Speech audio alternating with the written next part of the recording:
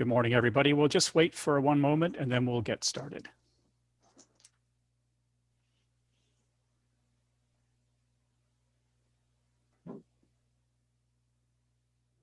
Okay, I think we're good to go. And first of all, hello, everybody. And my name is Chris Gilford, and I'm the president of the Canadian International Council Victoria branch here on Vancouver Island. And I'd like to welcome our CIC members, our guests and panelists, and I'm glad that you have the time to join us today.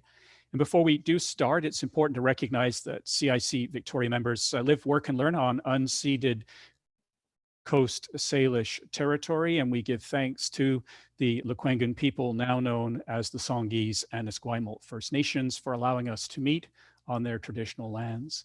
And for those of you that are not familiar with CIC, we are an independent, nonpartisan, membership-driven think tank with the express mandate to engage Canadians in international issues. And we are slightly different from many of the think tanks that are out there in that we have 18 branches across the country with some 1,400 members. And we've just been involved in a big exercise called Foreign Policy by Canadians, where we brought together 444 randomly chosen Canadians over a 2-day period to discuss Canadian foreign policy. And we're working on the results of that effort. And it really ties into the event that we're actually having today. You can find out more about foreign policy by Canadians and the CIC by Googling us. You'll find us quite easily.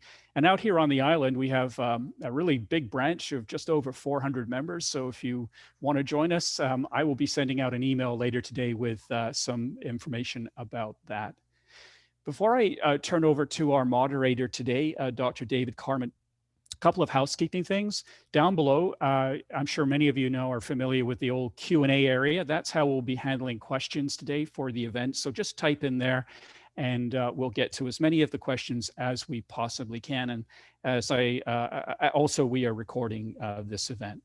So let's get started, and we'll do that by introducing our moderator, which is Dr. David Carman. And David is the series editor for Palgrave's Canada and International Affairs, editor of Canadian Foreign Policy Journal, and a fellow of the Canadian Global Affairs Institute. Now, his research focuses on Canadian foreign policy, mediation and negotiations, fragile states, and diaspora politics. He's the author, editor, and co-editor of 21 books, and has authored or co-authored over 90 peer-reviewed journal articles and book chapters. His most recent books focus on diaspora cooperation, corruption in Canada, branding Canadian foreign policy, and state fragility, and of course, now Canada Among Nations 2020. So David, welcome to you, and the floor is yours. Well, thank you, Chris. It's a real pleasure to be here. I'd like to very briefly introduce the series to those who have not had the opportunity to read Canada Among Nations. It's been a staple of Canadian foreign policy studies for almost 35 years. And it's been published by a variety of different private and university presses. So we've been working with Palgrave Macmillan for the past 4 years.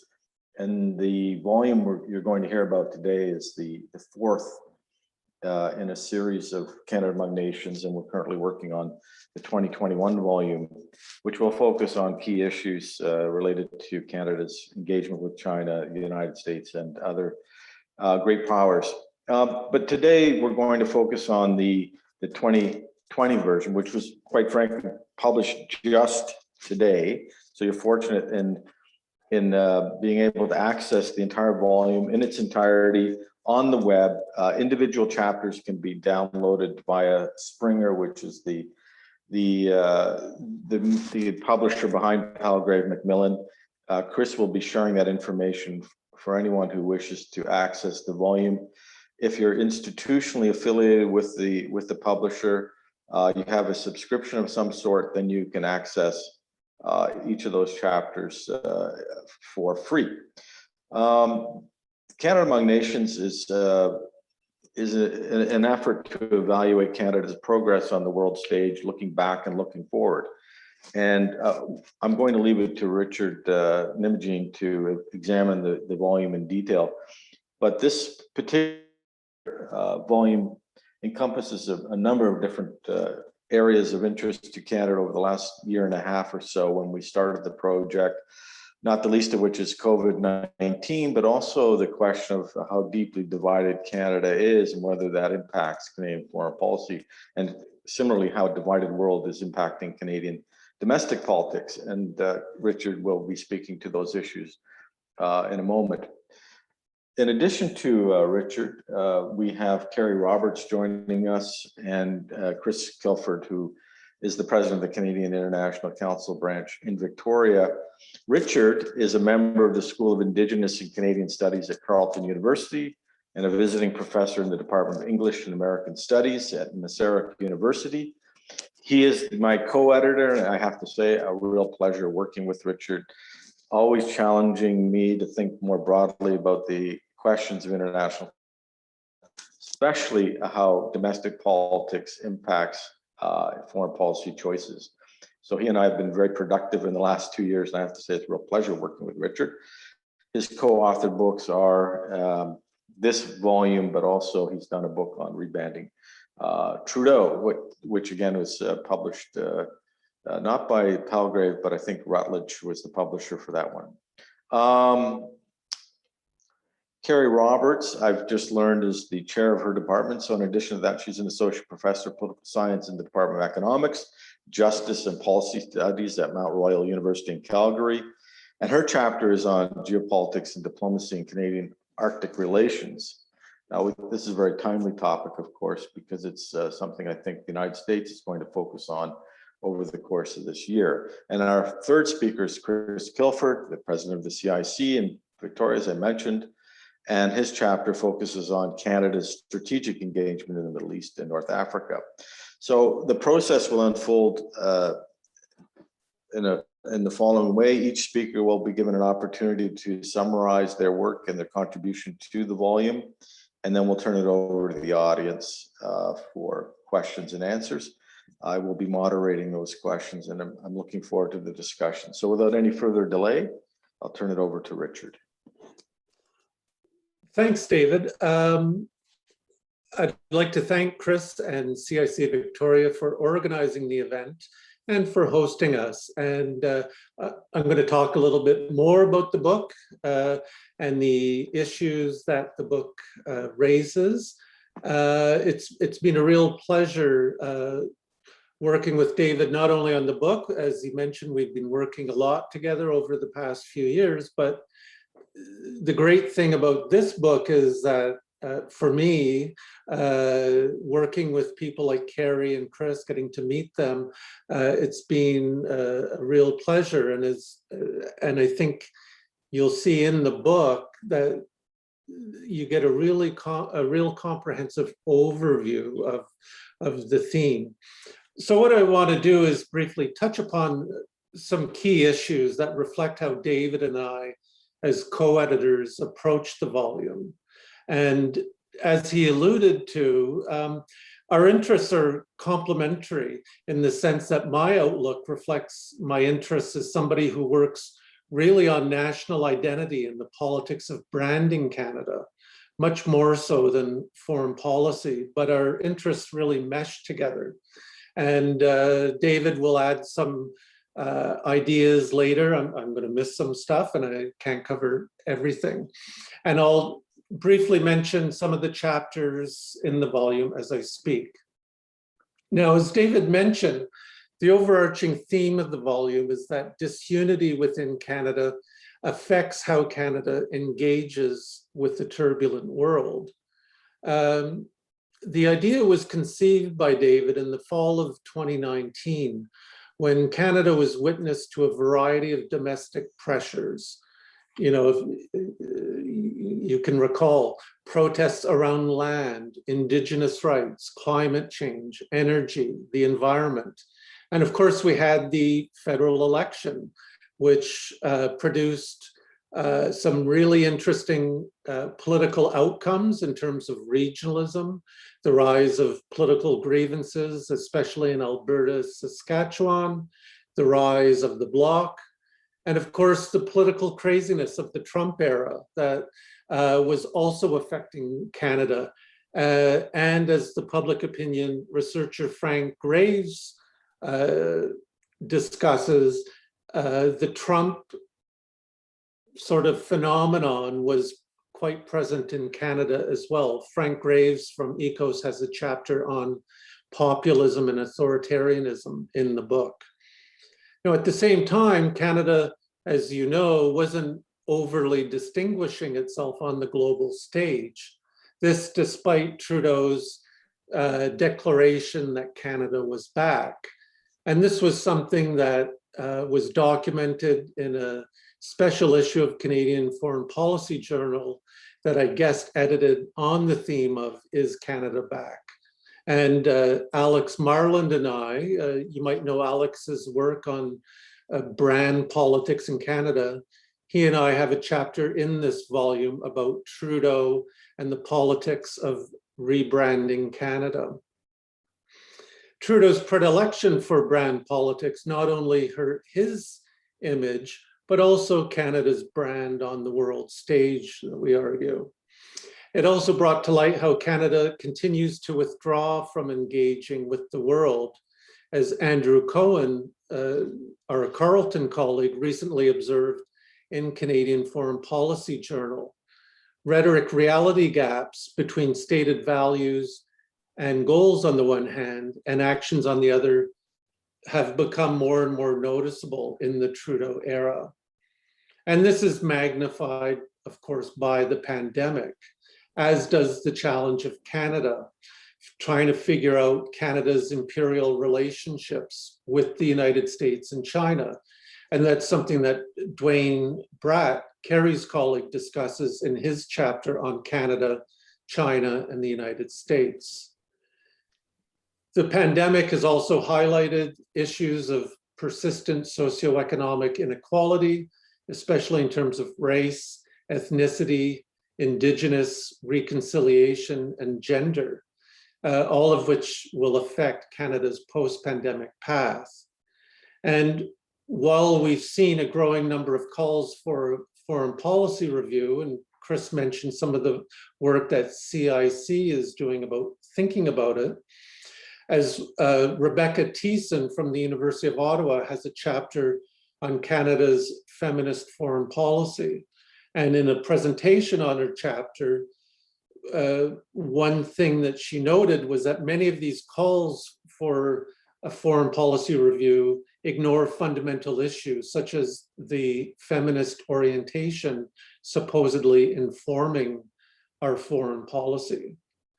So together, these raise questions about whether Canada is thinking about and prepared for fundamental action and transformation.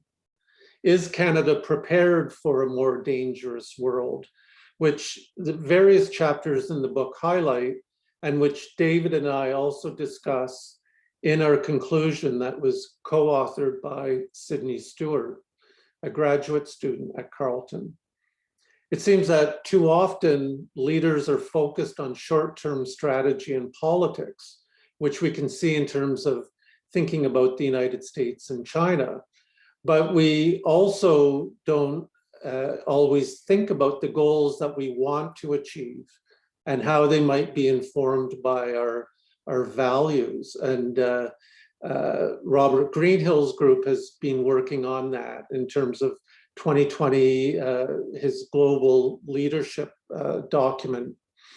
Rhetoric reality gaps emerge when we use values as political statements, such as claiming that human rights are at the center of everything Canada does. You know, that used to be on the Global Affairs Canada website and was reiterated by Chrystia Freeland when she was Foreign Affairs Minister. Though we know that we don't always act in support of this goal, you know, such as twisting and turning as we continue to sell and even increase military goods to countries like Saudi Arabia. In other words, values are important except when they aren't. And this is why David and I and some of the other writing that we've done have argued that Canada needs to go beyond a foreign policy review. Some of you might remember the old National Film Board series called Reckoning, presented by the late Jim Laxer, one of Canada's great political economists. And in the series, he argued that Canada was at a crossroads, and he used a political economy approach to think about Canada's future. And it was timely, coming out after the Macdonald Commission and during the big free trade debate. And David and I have argued that we're again at a crossroads and have called for a Macdonald Commission for the 21st century that would think about how Canada can achieve a sovereign path forward. Foreign policy is part of this, but it's not the only issue, because we have a series of multifaceted and interconnected issues as we try to go beyond the pandemic. How do we deal with, in one of my courses, I'm teaching a class right now on global issues. And today I was talking with my students about all the issues that we haven't been talking about in the last year: climate change, economic transformation, how Canadian fiscal federalism operates. While many in English Canada fear that Canada is incredibly decentralized, as a Quebecer, I tend to see the opposite. And one of the chapters in the book is by Nelson Michaud, who also addresses this issue. So in thinking about the future, we also have to acknowledge the impact of a few decades of a neoliberal consensus and how that affects how Canada moves forward, and if we're going to continue along the same path. I mentioned the unequal impact of the pandemic, which is not something that just happened. It's the culmination, I would argue, of years of growing inequality. If we think about the challenges to the healthcare system and the economic consequences of the pandemic, it's the culmination of years of growing inequality, right? Going back to the Chrétien government's cuts to social spending and healthcare, or how the Harper GST cut took billions of dollars out of government's hands. We had, I remember when I was a graduate student in the late 80s, writing a paper about the privatization of Air Canada and the deregulation of the transportation of airlines. And now we have a situation in which Air Canada, now privatized, was pleading for a bailout, even as it cut service to various parts of the country, ignoring, of course, the founding rationale of privatization, which was that a lean private company could adapt to any changing market situations and all Canadians would benefit. That's another example of Canada needing a bigger rethink of how it operates its society. So in other words, despite fears from the C.D. Howe Institute, the banks and others that pandemic spending is ruining Canada's future, we might need to revisit the underlying principles of the Canadian social contract to address disunity at home and how that might affect how Canada becomes a more engaged actor abroad. You know, we have the situation of the pandemic where Canada secures the most vaccines in the world by far, double the second country, which I think is the UK, not necessarily getting them, but securing them, and then not delivering on aid and helping other countries doing it. So it's an opportunity for us to really rethink things. And I think that comes out of the volume. So I'll stop it there. There are many issues I haven't touched upon, and David can fill them in later. Thank you very much.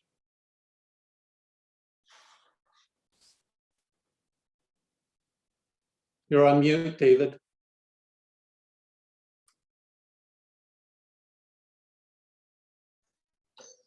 Thank you very much, Richard, for that great overview of the volume.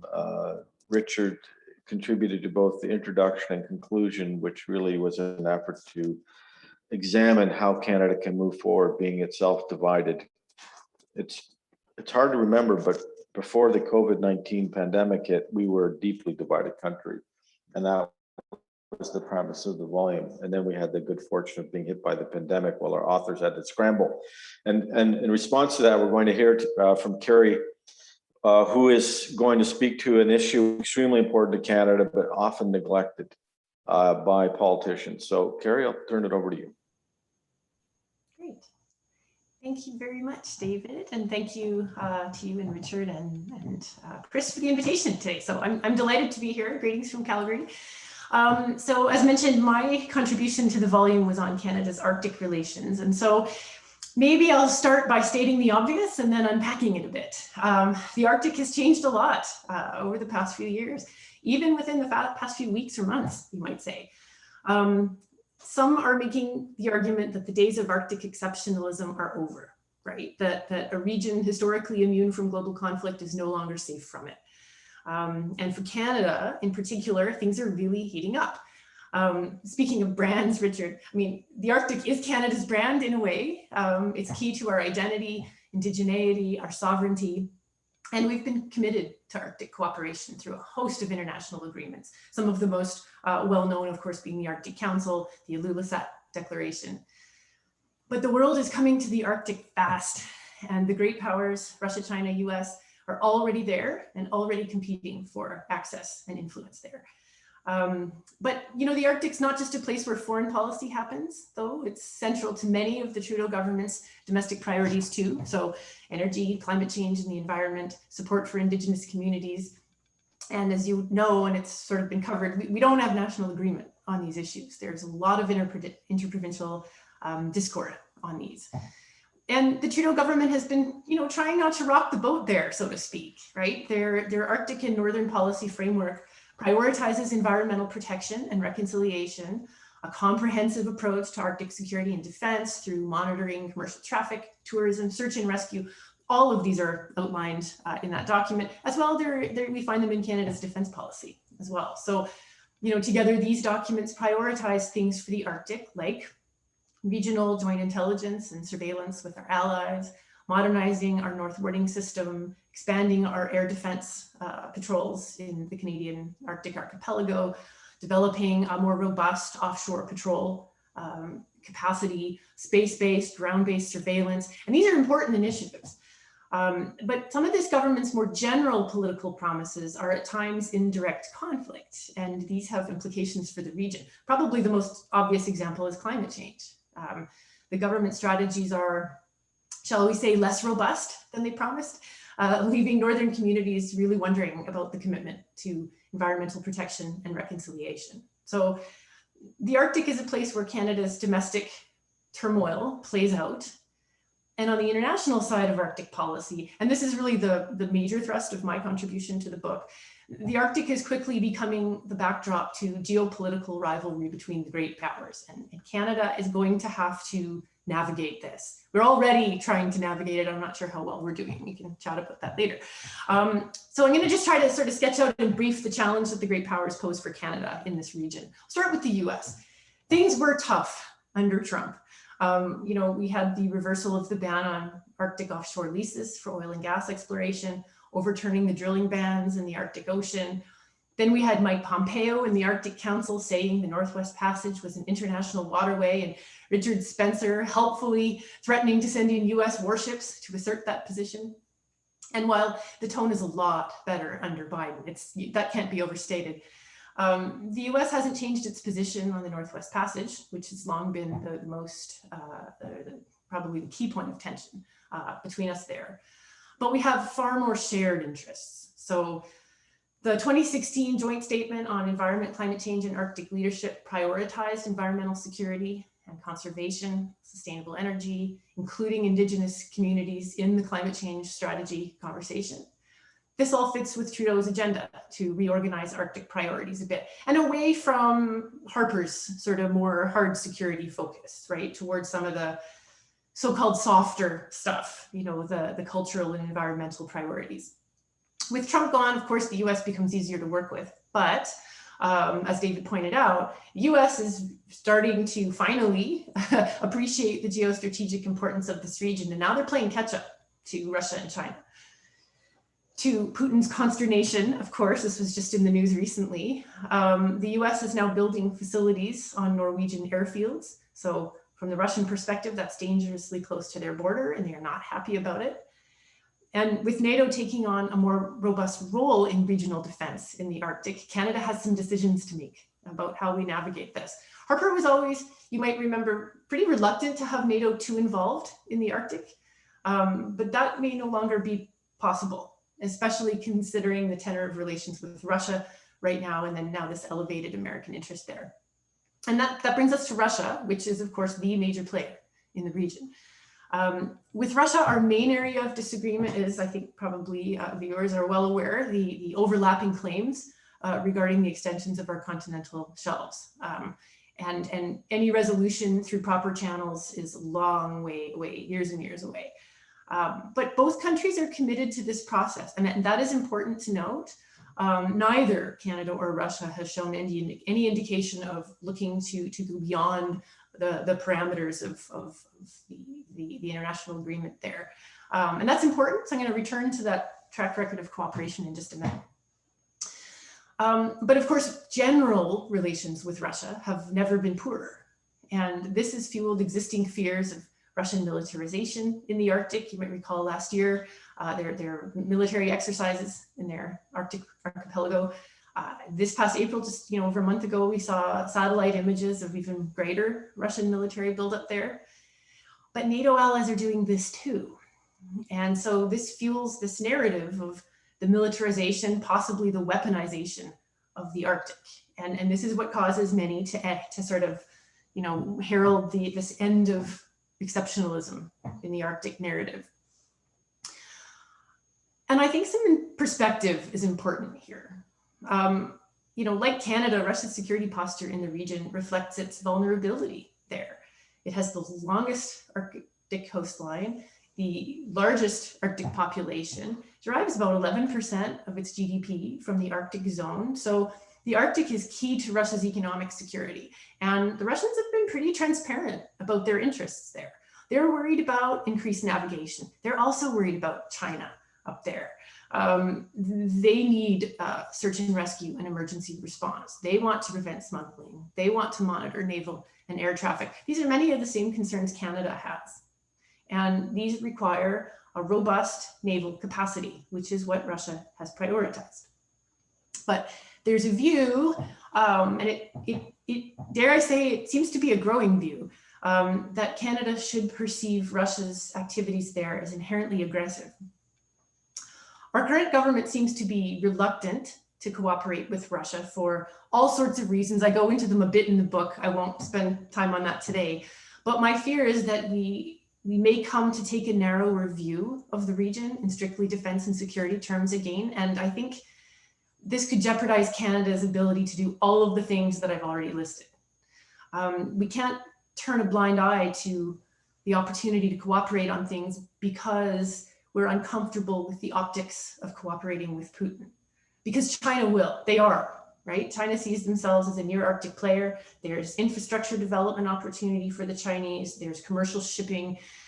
And China has been quite happy to step up and fill the void of dried up Western investment in Russia. And Russia needs that investment, especially with its Arctic priorities. And we're seeing increased cooperation between them, right? I think fueled by each's tension with the United States. Last week, you're probably aware that Russia took over chairmanship of the Arctic Council. And in the past, they've been pretty open to talking about the presence of non-Arctic or near Arctic states in the council. So it'll be interesting to see how they handle China now that they are in the chairman seat. Just how deep is this Russia-China cooperation in the Arctic likely to be? Secretary Blinken is concerned about it, right? Just a week or two ago, he warned that Russia plans to use its chairmanship of the Arctic Council to take advantage of the Arctic space. So it seems that some of the great powers are already viewing the region as a geopolitical battleground. So where does this leave Canada? Well, ultimately, we don't face any near-term conventional military threats in the Arctic. So I would suggest there's still room for cooperation. But what does a middle power caught between three great powers on its doorstep do? Well, I would suggest a couple of things, and these are just very high level in general. They pertain more to how we contextualize the region and the players in it. First, I think we need to avoid viewing the Arctic as all or nothing. You know, that use it or lose it approach that Stephen Harper took, where everything that happens in the region is seen through the prism of external threats. I'm fond of saying, if all you have is a hammer, then everything starts to look like a Russian submarine. We're going to need different tools for different tasks, but either way, the region must be prioritized. And the current government's decision to sort of place the Arctic in the too hard basket, while I understand it, it's not going to get things done, and the clock is ticking. Relatedly, I think it's worth pushing back a bit against this end of Arctic exceptionalism narrative. Because if we just take the Arctic for granted as the new great power battleground, then I think we will risk legitimizing an emerging security dilemma there. And this is risky. We've seen how this plays out before. Instead, I think Canada needs to pursue cooperative efforts, even with our adversaries, to tackle some of these key Arctic priorities. As a middle power state with a huge stake in the Arctic, we have to do what we can, I think, to try to control the narrative. Increased competition among great powers is not good for Canada.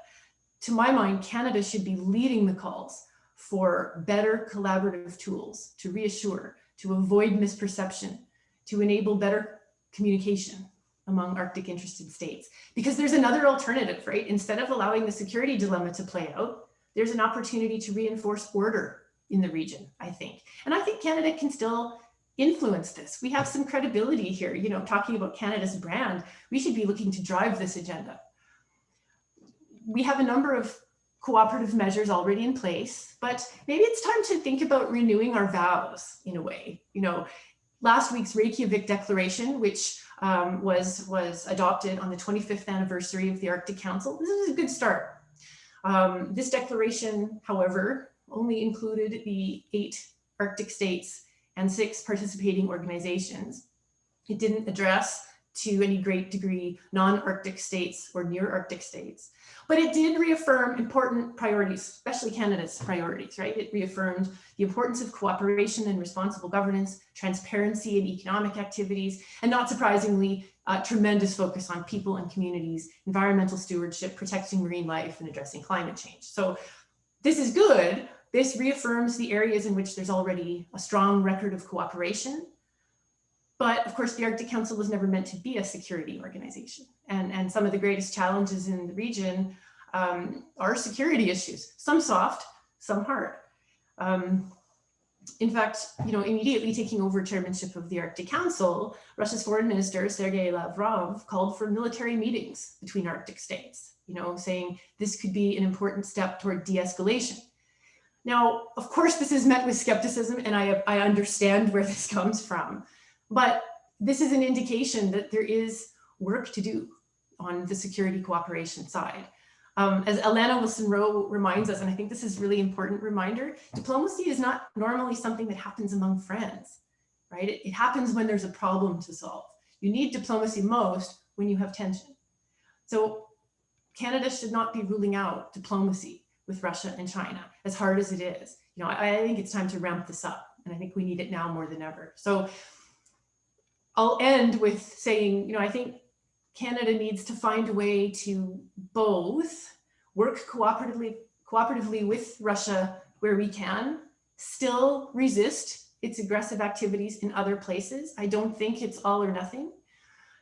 And I think we need to find a way to manage the US's newfound interest in the region and its adversarial relations with Russia, right? We can't afford to let this get out of control. And I don't think we can afford to let our conflicts with China or the US's competition with China negatively affect our interests in the region. And this is hard, but it's worth it, because the alternative, I think, is to allow the Arctic to fall into conflict, and then we will be the ones for whom this is the most painful, because we have some big stakes there. So how we frame the Arctic matters, and we can't afford to let China and Russia and the United States decide this for us. So I'll leave it there for now. Thanks very much, Carrie. very illuminating and very important points with respect to the need for Canada to step up, but I would be even more specific. The government needs to step up. They need to set the agenda. They need to develop a platform. There's enough voices out there, including Chris's survey of ordinary Canadians, to make reasonable policy based on good guidance. Now we turn to an area that has been unfortunately off the radar for Canada, and for very unfortunate reasons is now back on the radar. Chris Gilford's chapter focuses on Canadian interests in the Middle East. I'll turn it over to Chris, but before doing that, I just would ask that Carrie and Richard, if you could scan the questions, because there's some already being asked of both of you, and think about the ones you would like to answer to save us a bit of time. I'll turn it over to Chris now. Thanks, David. And for the audience, the four of us discussed going over time by about 10 minutes today, so we could get all the questions in. So keep that in mind. We'll go probably over 10 minutes. And if you're not able to stay with us, we're recording the event, so you can come back and take a look later on. But let me turn to my chapter. I was delighted to be asked to do a chapter on Canada's strategic, at the time, on a chapter that was examining Canadian and Turkish relations. And for those of you that don't know, I was our Canadian military attaché in Ankara for 3 years between 2011 and 2014, all during the Arab Spring, at the time when we were seeing the beginnings of the Islamic State. Of course, the Syrian civil war was going on. And I've had a chance to travel frequently in the region up until just to the pre-COVID period. But as you can imagine, when you're asked to do a chapter with about 6,000 words to play with on the Middle East and North Africa, it's quite the undertaking. And I wasn't really sure how I would tackle it, where I would start, because we're looking at a lot of countries, roughly 22 countries in the Arab League. And then if you throw in, Iran and Turkey as examples, in Israel, you have a lot on your plate. And events in Gaza, of course, are showing how much is on the plate on any given day. And it is the most, I can't think of any other place in the world, any region that is so insecure on any given day. So my chapter looked at not just military aspects or security aspects, but I looked also at trade in the region, people-to-people connections, foreign aid, and so forth, and tried to put it all together into something that was coherent to say, what have we done there? What are we doing there? And what could we or should we do there or not, as an example. I wanted to make it useful for people that were looking at policy in the future. What I did do with the chapter, though, is I did do a bit of a historical review, because I thought it was important. We're not newcomers to the Middle East and North Africa, MENA, as I'll call it from now on. We're not newcomers there. Of course, we haven't been there for 1,000 years, but we had our troops engaged in combat in the First World War, in the Second World War. In the Cold War, we were often called into the region to diffuse conflicts that our allies were mixed up in. And here we can look at the 1956 Suez crisis, and of course Cyprus 1964, the deployment of Canadian peacekeepers there. And that's 57 years ago, and that just gives us one indication of how long conflicts and problems carry on in the region. We got mixed up in the region in 1991, of course, with the Persian Gulf War. We indirectly supported events surrounding the 2003 invasion of Iraq by the United States. And we also got mixed up in the region in other ways that we would never have forecasted. Many of you will remember our ambassador to Tehran, Ken Taylor, hiding the 6 American diplomats until they were able to get them out in 1980. And then in the 2006 Lebanon crisis, we had over 40,000 Canadians register at the embassy in Beirut, and 15,000 were evacuated during that crisis. And more recently, in 2011, we got tied up in the toppling of Muammar Gaddafi. Canada made a significant military contribution to that operation. And in September 2014, we joined in with that coalition to defeat the so-called Islamic State, Daesh, which is still ongoing. And in July 2018, we assumed command of the NATO mission, training mission in Iraq, which we just handed over command to a Danish commander recently. And we now know that the government has said that Canadian military forces will stay in the region until March 2022.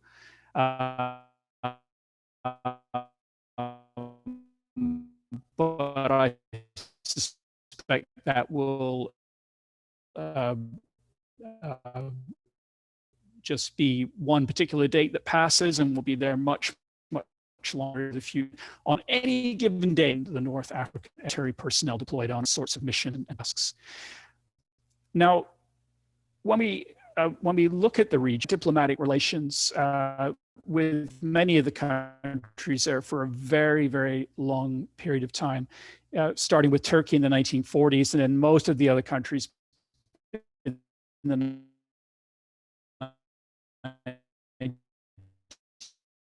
1950s and the 1960s. State Immunity Act, an order establishing a list of foreign state supporters of terrorism. And of course, we put Iran and Syria on that list. So going back and reversing that sort of thing becomes quite challenging. And we saw how challenging that was. And I discuss this in the chapter when the opposition liberals in 2015 said that they would reestablish relations, diplomatic relations with Iran. And in 2017, we sent a couple of missions to Tehran to discuss this. But in 2018, during a parliamentary debate, practically everybody there voted to not proceed. And that whole effort went absolutely nowhere. And I think it speaks to the wider regions we face when we do look at the MENA. I noted in the chapter that except for Israel and Tunisia, every country is listed by Freedom House as either partly free or not free. And when you look at the list of terrorist organizations that Canada keeps, there are about 60 on the list, and roughly half of them are based in the MENA region itself. And so the so what to all of this is, as we're seeing now, the region is going to remain in turmoil for a long time to come. And we could, as Canadians, take a disinterested view in what's happening there. We're far enough away. The simple fact is that our economic and people-to-people relations are growing. Economically, if you go back to 2019, it had risen to $18 billion. It's about 1.56% of our trade is carried out with the MENA. We have all sorts of organizations that promote trade. One other factor, of course, is remittances. We don't often think about this, but Canadians send to Lebanon, for example, in 2018, $820 million flowing back into Lebanon from, arguably Lebanese Canadians, of course. And Egypt is another example, $412 million worth of remittances compared to our foreign aid budget for Egypt, which is just 7.3 million. That's what it was in 2018. So that's another little thing that's quite interesting. And then when we come to Syrian refugees, the government of Canada will tell you that up to 2 million Canadians have been personally involved through private sponsorship efforts in helping Syrian refugees settle in almost 400 communities across the country. So you can see what I'm talking about when I say people-to-people ties are growing. I think what makes it really difficult for Canada, though, when pursuing a coherent strategy in the MENA or anywhere else for that matter, is that since 2004, we've had 6 elections with 4 minority governments and just 2 majority governments. And if you go back to 2000 and come forward, during that period, we've had 14 different foreign ministers. So can you imagine then, of course, how challenging it is if you're in global affairs and you're looking at the region and trying to come up with something that's coherent. I think also we have to realize that we have not been benign actors or harmless actors in the region. Canada and security conditions that we see in Libya and Syria, And in my view, we have a moral responsibility as a country to stay in the region, trying to put things back together as best we can. But it's also important to note that while we're doing that, 80%, some 80% of our international arms exports outside of what we sell to the US go to the Middle East. And our principal customers are countries like Saudi Arabia and Turkey. So this is a place that we can't ignore. We have to be mindful that our Canadian citizens and businesses are getting more and more engaged in the MENA, while immigrants and refugees and students are flowing the other way. And the principal place they come from in the MENA is Iran. The most immigrants come from there, the most students who come here to study, and the most refugees.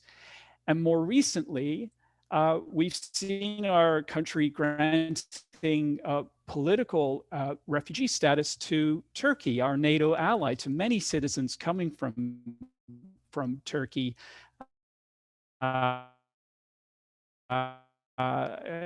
And that's mainly to do with a failed military coup. And the last point I'll make before I finish is one of the things that the downing of the Ukrainian International Airlines flight 752 showed us in Iran back in January of 2019 is that Canadians do live, work, and come from the MENA. And it was a blunt reminder that when you don't have formal diplomatic relations in the region, you're often left on the outside looking in. Thank you. David, you're muted. Yeah. Thank you, Chris, for those insights and a nice survey of Canada's interests, longstanding interests in the Middle East. Now, there are some questions there for you as well, Chris. So if I understood correctly, we've got a fair amount of time for Q&A. If we go spill over, we've all agreed to do that. So I'll just turn it over to Richard. He's probably now reviewed some questions he would like to answer. If you could just briefly tell us what the question was, and instead of me reading it out, how you would like to answer it. Sure. I just thought it was interesting that Chris sort of ended up reiterating what Kerry was saying about the need to do diplomacy. It was interesting on different parts of the world. There were a couple of comments / questions from, I hope I'm pronouncing this right, Irfane, who asked about, who made a comment about peacekeeping, and Canada will be back when we get more involved and serious about peacekeeping, and then asked, do we need to address truth and reconciliation with Indigenous peoples, bigger justice issues in general, before concentrating on anything abroad after the pandemic. And so a series of comments or responses to that. I mean, on peacekeeping, I think it's, sorry, I'm looking at my notes, I was scribbling. The irony about peacekeeping, and maybe David will add something about peacekeeping, is that I think when you go back to 2015, the Liberals recognized the symbolic importance of peacekeeping to Canadians. You know, for 25 years, my students have told me that peacekeeping defines what it is to be a Canadian. And I think Trudeau, at the end of the Harper era, brought that message back. I think it was very, very important. It was played up a lot. And I think as you note or imply, there was little follow through on that. We know that there was hemming and hawing, and then there was Trump. David has commented about, we had remind me, David, we had something on peacekeeping, and some key allies weren't invited. But to me, the failure to deliver on peacekeeping is symptomatic of a bigger issue that, and this is where I come at sort of global issues, is that there's no domestic political price to pay for not delivering, because what is the alternative that is out there in terms of representing the values that are important to Canadians? As someone who works on sort of the politics of branding Canada, you know, you could turn around and say, well, how does Trudeau remain popular even after the pandemic? And in my work over the years, I've argued that domestic politics in Canada is no longer about a competition between ideologies, between left and right and the Liberals going all over the place, but rather political competition is between values, sets of values embodied in brands. So we talk about the rise of political branding that Alex Marlin talks about in his work. And Trudeau and the Liberals reflected a value consensus of not all Canadians, but of a number of Canadians. This mildly progressive, internationally engaged country. But as voting studies show, Canadians don't vote on these issues, but they are important to them. And so when brands make errors, think about Coke Classic, Coca-Cola Classic, or United, right? Remember United Airlines, fly the friendly skies, yet they're caught dragging an elderly man off a plane. When brands don't live up to their values, they pay the price. And I think in 2019, Trudeau and the Liberals paid the price, but there wasn't a real competition value-wise. And I think that explains why they continue to do reasonably well.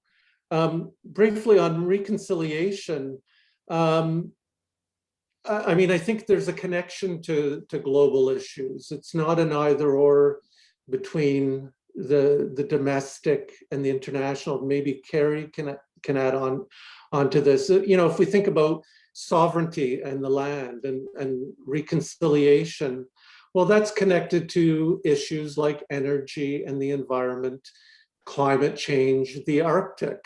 So to me, it's not about, again, just thinking about inside Canada. There is a connection.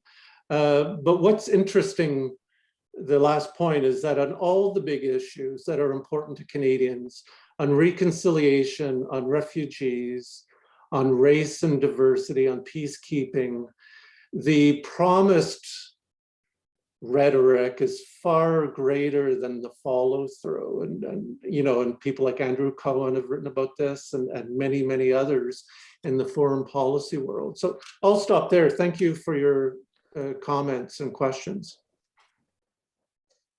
Since you mentioned peacekeeping, I do want to jump in here very quickly. Mali. Coup in Mali yesterday.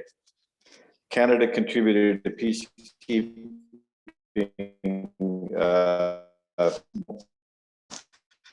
time under UN leadership and command and control. And we were there ostensibly to prevent that from happening. We left after one tour. There's no discussion about the failure of Canada to fulfill its obligations with respect to UN peacekeeping. You don't go do UN peacekeeping simply to signal to your voters that you're doing the right thing. You go there to fix the place and improve the situation and ensure that there won't be another coup. We failed. It's easy to be critical of a government that is far more rhetorical in its actions than it is in improving the quality of the delivery of its policy. In 2015, the Liberal government promised to reinvigorate the liberal international order. It circumvented, in other words, did an end around of the NDP agenda. I think stole some votes from the NDP and won the election in 2015 on that basis. In 2019, there was no discussion of Canada's foreign policy. In fact, they chose not to run on their foreign policy record for good reasons. When Justin Trudeau speaks about securing a UN Security Council seat and then has to provide a justification for failing to do so, it isn't because our reputation in the world has been tarnished. It's because the stars were not aligned. There's a lot of things that Canada is not doing right that are clearly signaled by our inability to secure the support of the international community, whether it's failing to get a seat on the Security Council or doing the right thing in Mali. It's time that people wake up and realize this is a government that is not committed to reinvigorating the liberal international order. If, for those of you who think UN peacekeeping is a proxy for engaging in the UN, you need to think long and hard about whether Canada is actually committed to reinvigorating the UN system. And if you believe that, then the Liberal Party is probably not the party you should be voting for. There's a lot we could talk about UN peacekeeping. Canada hasn't been doing UN peacekeeping for the better part of 20 years. It's all been under the control of NATO. So it's time we disabused ourselves of the idea that the Liberal Party of Canada is the party that will engage in the kinds of things we associate with previous Liberal parties under Jean Chrétien, even Paul Martin. Okay, so that's my little throne speech. I will now turn it over to Carrie Roberts. Okay, well, thanks, David. I'll try. My answer won't be quite as political. Not that that's a bad thing. There's a couple of questions. I see that I'm keeping my eye on the time. So I see there are some general questions about Canadian foreign policy that people want to address that I might leave to David and Richard to comment on, but I will tackle the specific question about how Canada might defend its interests in the Arctic. And I guess I would just sort of come back to again, and maybe David has just told us that Canada, this government doesn't currently have the will or the capacity to do this. Nonetheless, I think its engagement is going to be essential. I think if we're going to drive the agenda in the Arctic, and I think we must, if we're going to address our interests there, we need to be proactive rather than defensive. And so, to my mind, thinking about this is why I started with the Arctic has changed idea, because it has and it hasn't. In a sense, it has, because there are so many non-Arctic nations interested in the region now that, I don't think, the barn door is open and I don't believe can be closed. So then now the conversation needs to shift to, well, then how are we going to manage the various interests there, rather than sort of shutting the gate and trying to create arrangements that keep other states out, right? China is there. Even our European allies are interested in the commercial benefits of the Arctic. So to my mind, then, Canada needs to drive a cooperative, I don't know what that looks like exactly. I'll have that'll be the next chapter. But an effort to go beyond simply what we've got within the confines of the Arctic Council and find a way to more meaningfully include non-Arctic nations in the conversation. It's tricky because, even our closest ally, I guess, the United States, has long since denied, Canada's claims in the Northwest Passage, right? We have a difficult time getting our allies to support our sovereignty claims in the region. China, as we know, will disregard maritime law when it feels empowered to do so. Does it feel empowered to do so in the Arctic now? No, not yet. But that could change, right? And so this is where I think sort of a proactive approach to finding a way to involve non-Arctic nations in managing the region is going to be essential. And to my mind, it makes sense for Canada to be leading that. Now, listening to David's answer, that may not happen in the short term, but certainly that would be, I think that needs to be a priority. I'll stop there and leave the more general comments to the Canadian foreign policy experts in the room. Okay, thank you very much, Carrie. We'll probably come back to that. Chris, over to you. There's a question there for you, I think, on the Middle East in particular. Would you like to respond to that, or?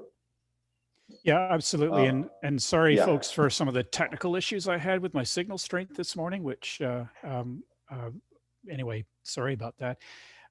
Yeah, look, there were a few questions there. Hani asking about the two-state option and Palestine, Israel, whether Canada can play a meaningful role.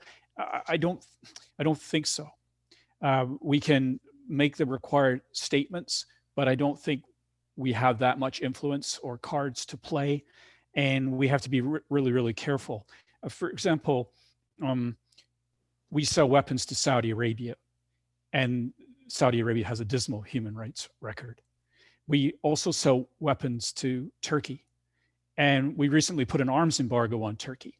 It's still in effect. Now, would we consider putting an arms embargo on Israel for similar sorts of issues?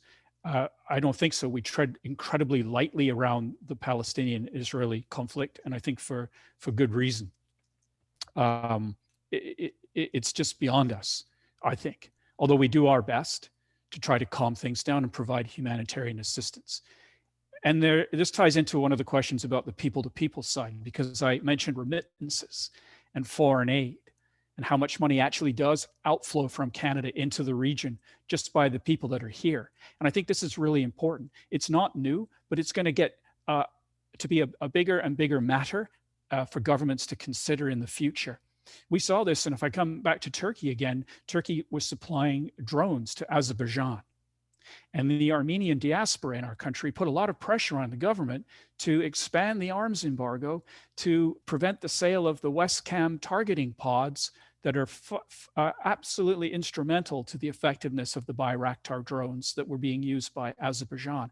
So you're going to see larger marches in cities in Canada protesting against what's happening, for example, in Gaza. They'll just get bigger, and we'll see more of it.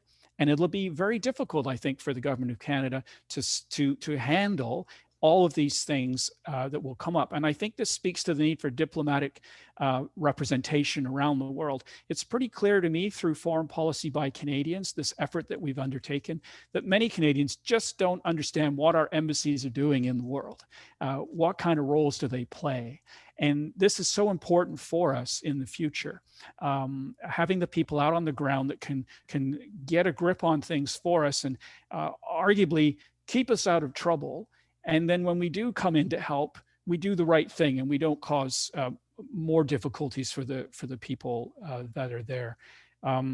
Dennis, I did see your question on Belarus. I'm just watching that one like yourself. And on the issue of peacekeeping, I think I've written a fair bit on peacekeeping. And, you know, I think right now we probably have around 25 military peacekeepers deployed around the world. It's lower than it's ever been. I think the lowest since we actually started in the early 50s when it comes to the numbers of peacekeepers that are deployed with the United Nations. We do give a lot of money for the UN peacekeeping budget, of course, but why don't we actually have peacekeepers out on the ground? And I think this is a military person speaking, retired, of course. Why are we not there?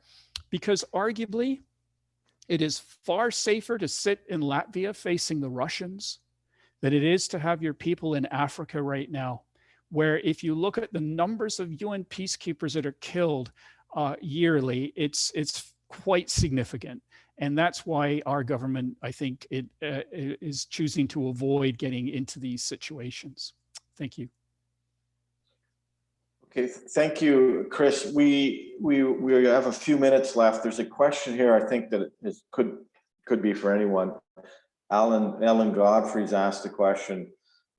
Basically, it doesn't seem that any parties disagree with the Liberals, which is probably true, except maybe a point of pushing them to be more extreme than they would otherwise prefer, for example, on China, and would do better. Is that correct? Underlying all the concerns expressed by all speakers is the fact that doing better doesn't seem to have a popular interest that would incent a political party to prioritize improvement. Presumably, she's speaking of foreign policy. And this is precisely the point, that all foreign policy these days is domestic politics. And I'm wondering, I mean, is there an area in which Canada can really stand out? And we don't want to do a disservice to our diplomatic community by any stretch, but there's a very good piece by Daniel Livermore, a former retired diplomat, which I encourage everyone to read, an absolute scathing assessment of the current state of Canadian diplomacy, and it goes right down to the operational level. If you really want to have a sense of how neglected diplomacy is in Canada, read the Livermore piece. It's not the only one. Richard and I have examined this, and we do an annual foreign policy report card that documents the slow degradation of Canadian presence in the world. It's easy to be critical, I suppose. It's much more difficult to propose solutions. Not that the government is listening. They will, I think, heed the Chris Gilford survey because those are votes. But as one Foreign Service officer told me, where's the constituency for foreign policy? And that seems to be the guiding principle for Canadian policymakers these days. And they rule by essentially every kind of survey poll that can be conducted, determine whether or not it will get them small changes in the points as they move closer and closer to an election. Cynical, yes, but reality probably so. So is there anyone who would like to tackle that question of where Canada should prioritize? Richard? Well, I mean, more generally to Ellen's comments, I think you're quite right. There isn't incentive. 20 years ago, 22 years ago, Jeffrey Simpson, of course, who used to be the national columnist in the Globe and Mail, wrote an article about how Canada was in decline in peacekeeping 20 years ago. It was doing a lot more than it used to, and he made the argument that politicians love to talk about it because people respond to it, but he pointed out, well, we're not doing it, and that's where I first encountered the term rhetoric reality gaps. So it's nothing new. Our colleague Stephen Brown from the University of Ottawa, some of you might know, one of Canada's leading development scholars, he has a chapter in the book, and in the earlier book on Is Canada Back that David and I co-edited, he has a really interesting argument about foreign aid and base politics, and that he says it's all about the base. And if you extend that to the last federal election, what was discussed in terms of foreign policy? Absolutely nothing, except for Andrew Scheer out of the blue saying, let's cut foreign aid by 25%, which was all about trying to secure his base.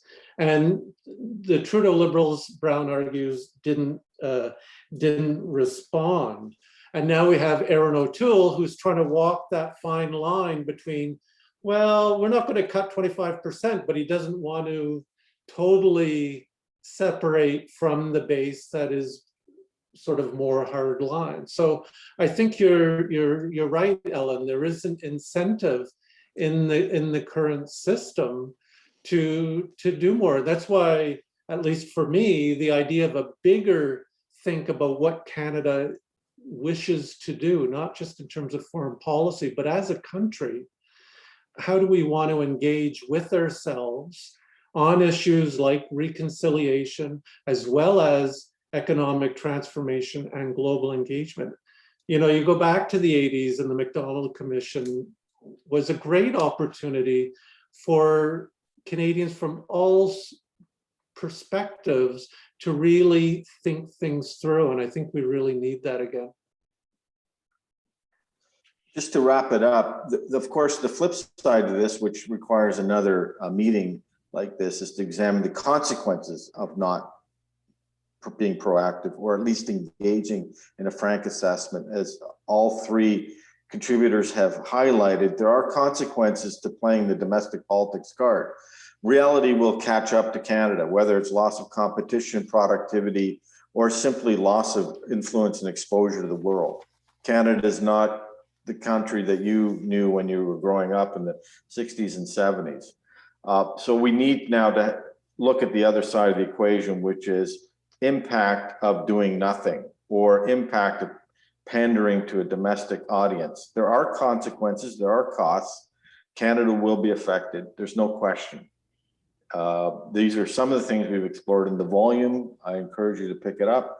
Now I'm going to turn it over to Chris to briefly close it off for us and steer us in the right direction and take us down the road. Well, thank you, David. Thank you, Richard. Thank you, Carrie, for participating today. It was a delightful conversation, and we could go on, I'm sure. I want to thank everybody also who joined us today for our event. I will circulate to those that are here today with us the Livermore article, and I wanted to also let you know that it's a bit late notice, I suppose, but one of our branches which is in North Bay, has an event tomorrow with Dr. Tom Axworthy, who was the former parliamentary secretary to Prime Minister Pierre Trudeau. And I will pass on the event details to folks if you're interested, because it ties in to that we had today. I also saw my signal was unstable again, but I also wanted to let you know that on the 8th of June, our next event, relations, and that will be with our ambassador to Brazil, Jennifer May. So we'll be passing out details about that event as well. And if you are not a member of CIC, please consider joining our organization. We would be glad to have you as a member and helping to support our work as well. So that's it, I think. David, again, Richard, Carrie, it was a delight working with you on this book. I'm so glad to see that it's about to hit the streets. And I hope we can all work again together in the future. Thank you. Thank you. Thank you very much, Chris. Thank you. Thanks, Chris. And thanks, Chris. Thanks, everybody, for coming out. Take care. Thank you. Goodbye.